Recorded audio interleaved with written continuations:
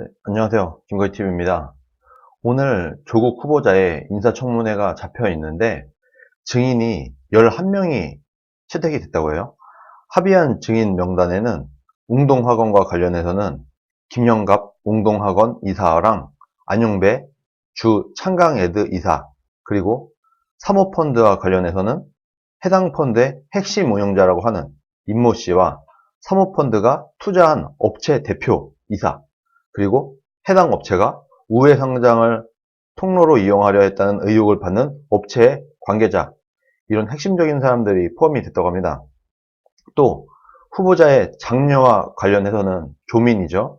이 친구랑 관련해서는 장영표 단국대 교수, 그리고 노환중 부산의료원장을 비롯해서 장녀의 조민의 지도 교수이자 학과장이었던 윤순진 서울대 환경대학원 교수, 그리고 논란에 장학금을 지급한 관악회 이사장, 전 한영외고 유학실장, 한국과학기술연구원 박사 등 총 해서 이렇게 11명 이렇게 확정이 됐다고 합니다. 오늘 이런 사람들이 나와서 청문회장에 나와서 증언을 하겠다, 이렇게 확정이 됐다는 겁니다. 그런데 이 모든 것들을 차치하고 가장 핵심적인 부분이 지금 급부상하고 있는 게 있어요. 이게 뭐냐면 조국이 이미 50억이 넘는 자산을 갖고 있음에도 불구하고 무슨 부귀영화를 더 누리겠다고, 왜 이렇게 돈에 미쳐서 뭐 주식 투자도 하고 뭐 돈도 빼돌리고 뭐하고 이 짓을 했겠는가 라는 데서 많은 사람들이 좀 의심을 하기도 했어요. 이 조국이라는 사람이 돈에 미친 거 아니냐, 왜 이렇게 돈을 끌어모으기 위해서 굉장히 리스크를 지고 이 짓을 했겠는가, 이런 얘기가 있었는데 어제 펜앤마이크에 정규재 주필이 뭐 자기가 촉이 왔다고 하면서 조국이 이렇게 돈에 미쳐서 날뛴 이유는 바로 대선 자금을 확보하기 위해서다, 이런 얘기를 했습니다. 이게 확정은 아니고 정규재 주필의 추측이에요. 근데 제가 조선 쪽에 있는 기자님과 뭐 인터뷰 비슷하게 얘기를 했던 적이 있는데 그때 그 기자님도 그런 얘기를 했었어요. 그런 것과 비슷한 얘기를 했었어요. 조국이 근데 좀 이상하다, 이 가세가 기울어서인지 어째서인지 너무 좀 상식적으로는 이해가 안 갈 정도로 너무 돈을 끌어모으려는, 돈에 미친 사람인 것처럼 여기저기 어떻게든 돈 한 푼이라도 더 끌어모으려고 하는 이런 움직임이 있다. 이거는 솔직히 일반적인 상식으로는 이해가 가지 않는다. 왜? 너무 위험한 무리수를 둬가면서까지도 이렇게 돈을 끌어모은다는 것은 일반적인 상식으로는 좀 이해가 안 가는 그런 지경까지 처했다. 거기다가 조국 단독으로는 이렇게까지 크게 판을 벌이기 어려울 것이다. 그럼 뭐냐? 문재인과의 연결선이 있을 거라고 본다는 겁니다. 조국 혼자만 한 게 아니고 최소한 문재인의 용인 문재인이 용인을 했어야만이 이런 일이 발생할 수 있을 것이다. 그게 거의 확실할 것이다. 윤석열 검찰총장이 수사를 열심히 해서 이 문재인과 조국과의 이 연결 커넥션만 찾게 되면은 이 조국 게이트는 문재인 정권의 총합적인 게이트로 번질 가능성이 매우 높게 지금 보여지고 있습니다. 이렇게 된다고 하면 이것을 이제 청문회 때 밝혀내야겠죠. 청문회 때 뭐 웅동학원에 관련된 사람들, 그리고 이번에 사모펀드에 관련된 사람들이 나오니까 이때 이 사모펀드가 돈을 벌게 해준 그 뭐 수준이 발준이 여기에 연결된 회사들, 그리고 그때 어떤 정치인들이 연계가 되었는가.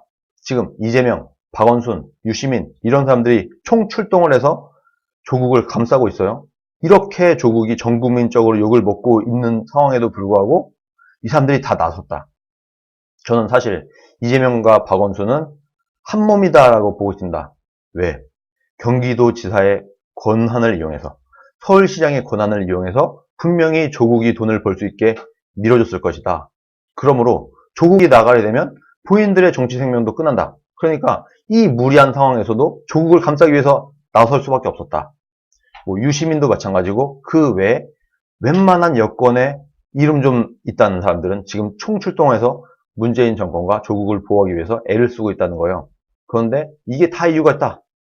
조국을 감싸기 위해서, 조국 하나만을 지키기 위해서가 아니라 이게 좀 더 파지고 수사가 확장이 되면은 이해찬도 지금 난리가 났잖아요. 이낙연까지 나섰어요. 왜?